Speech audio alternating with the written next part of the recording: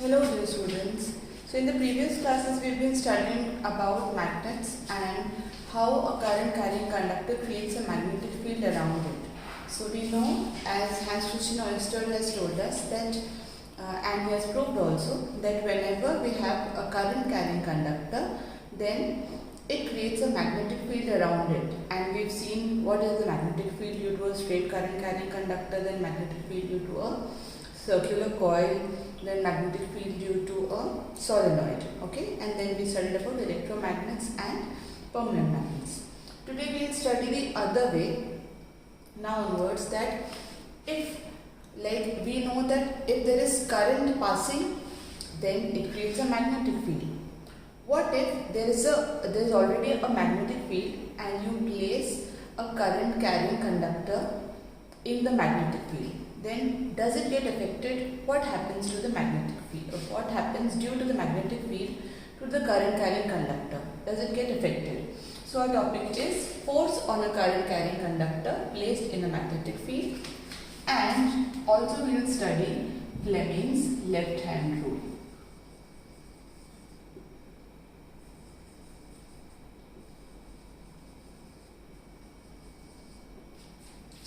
Right.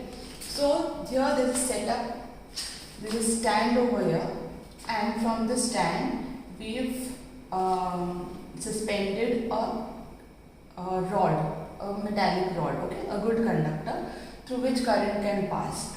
This rod has been connected to two ends of the battery, okay. See, this end A goes through the stand because we have to suspend it, that's why these two ends, with the help of wires, obviously these wires also should be conducting.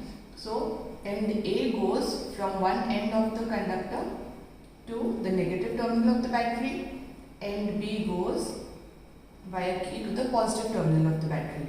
When you will switch on the key, there will be current in the circuit like this. Okay. Now this current carrying conductor has to be placed in a magnetic field. So we placed a horseshoe magnet with its north and south pole like this. North pole is above, south pole is like this.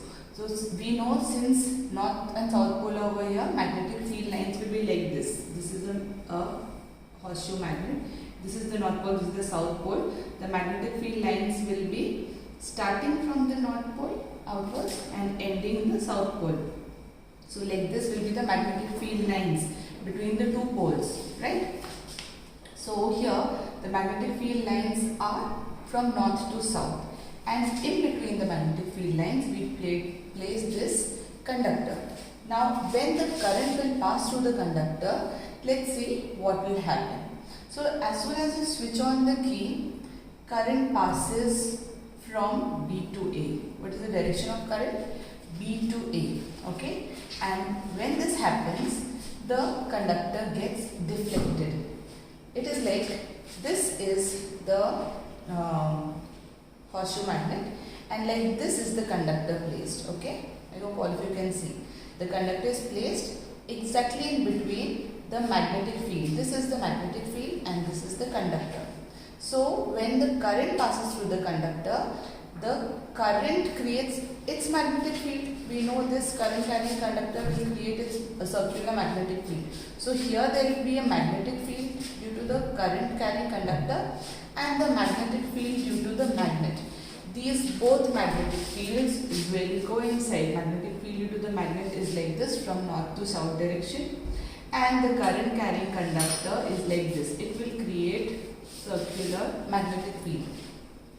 So at every point there will be interaction between the two magnetic fields, and this will create a force on this current carrying conductor. So this conductor gets a push either this way, that is towards your right, or this way, that is left.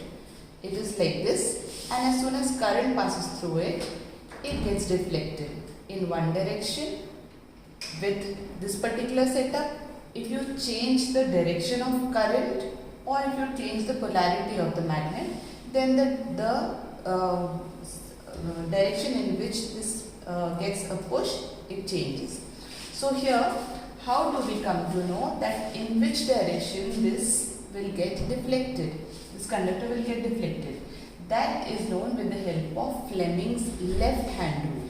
So, for the Fleming's left hand rule, you have to take your left hand, the three fingers, the indicator finger, the middle finger and the thumb. Okay, these two you have to take. Remember, always in this chapter we will be using Fleming's left hand rule, right hand thumb rule, right hand palm rule.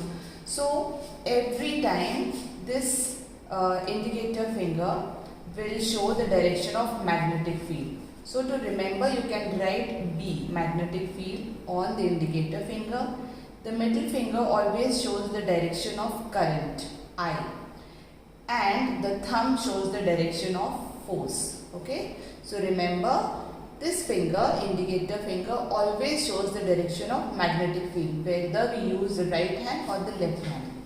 Middle finger shows the direction of current. Okay, current is the direction of motion of positive charge. Direction of motion of positive charge is taken as the direction of current, conventional direction of current. And force will be shown by the thumb.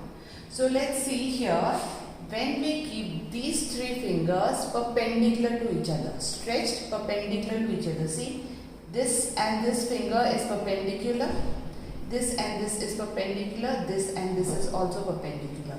So all three should be perpendicular to each other. Now let us keep them in their respective directions.